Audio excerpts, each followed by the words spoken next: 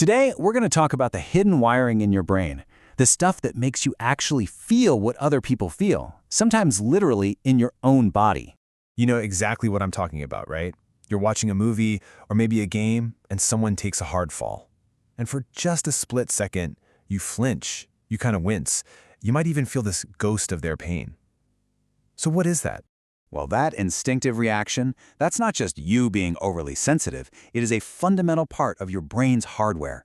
It's a built-in system that connects you to the people around you in a really profound way. So let's get into it. Let's explore how our brains create this kind of invisible bridge, this shared reality that ties us to everybody else. And look, this isn't some feel-good pop psychology we're talking about. The discovery of the system behind all these feelings, it's considered a massive, massive leap in our understanding of the human brain. So what is this system really? Who are the culprits behind that flinch or that sudden wave of sadness you get during a sad movie? Well, it all comes down to a really special type of brain cell. And here it is. This is the core idea.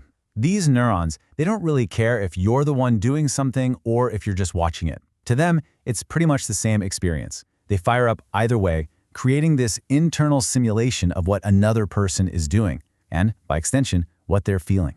And the story of how we found them is just incredible. So, in the 90s, scientists in Italy were studying a monkey's brain. They had a neuron pinpointed that fired whenever the monkey grabbed a peanut. Okay, makes sense. But then, a researcher casually grabs a peanut for himself while the monkey just watches. And this is the amazing part. The exact same neurons fired in the monkey's brain. It was as if its brain was performing the action just by seeing it happen. Now, obviously, we can't just go sticking electrodes into human brains. But with brain scans, we can see the same thing happening on a larger scale. So when you watch someone smile, or throw a ball, or even wince in pain, these key areas of your brain light up in a pattern that directly mirrors their experience. Okay, so how do we get from this simple mirroring of actions to the incredibly complex world of human emotion? Well, this is where we really get into the science of empathy.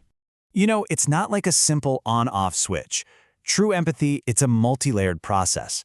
Think of it like a beautiful symphony played by all these different parts of your brain, and the mirror neurons are a key part of that orchestra. So first, you've got the most basic automatic layer. This is that gut reaction. You see fear on someone's face, and boom, your own fear center, the amygdala, instantly kicks in. It's like your brain is downloading their emotion before you've even had a chance to think about it. Then there's the physical side of it. A part of your brain called the insula is responsible for mapping your body's internal state. So when you see someone else in pain, it activates. This is the reason why you might actually clutch your own stomach when you see someone get hit there. Your brain is creating a physical echo of their pain. And finally, there's the thinking part. This one isn't automatic. This is the conscious effort to actually understand someone's perspective, to really put yourself in their shoes. This higher-level empathy is handled by your prefrontal cortex, the most evolved part of your brain. But of course, we all know people who seem to feel things way more deeply than others. And it turns out that's not just a personality quirk. It's actually rooted in our biology. Our mirror neuron systems, they're not all tuned to the same exact level.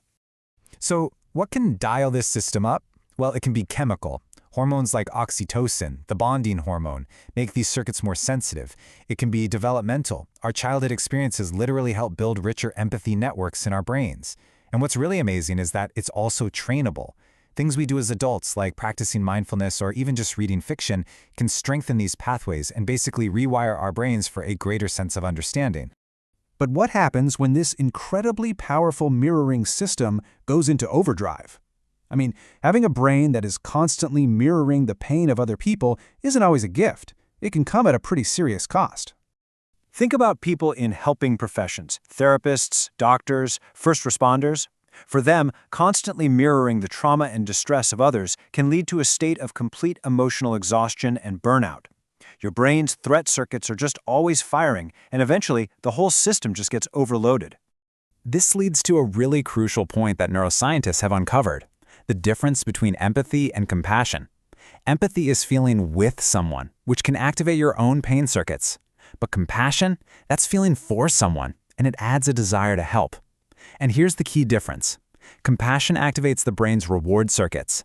It actually feels good, and it motivates action, which makes it way more sustainable in the long run.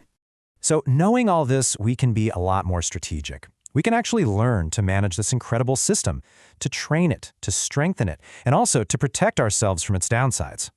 So here are 4 practical ways to do it. First, remember that empathy is like a muscle. You can train it. Second, when you start to feel overwhelmed, try to consciously shift your thinking from "I feel your pain" to "I want to help you." That simple mental shift can move you from distress to a state of caring. Third, be really mindful of your screen time, because your brain mirrors online emotions just as intensely as it does real ones. And finally, prioritize real human contact. The physical connection of something like a hug actually synchronizes our nervous systems in a way that no screen ever can. Let's just end on this powerful idea. The ability to connect, to understand, to feel for another person. It's not just some soft skill or a nice idea. It is a hardwired biological fact of being human. And knowing the mechanics behind it, the neurons, the brain regions, all the chemistry, it doesn't diminish the magic at all.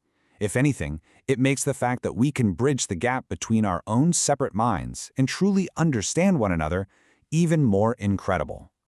So really, the question isn't whether you're wired for a connection. You are. The real question is, now that you know how the wiring works, how are you going to choose to use it?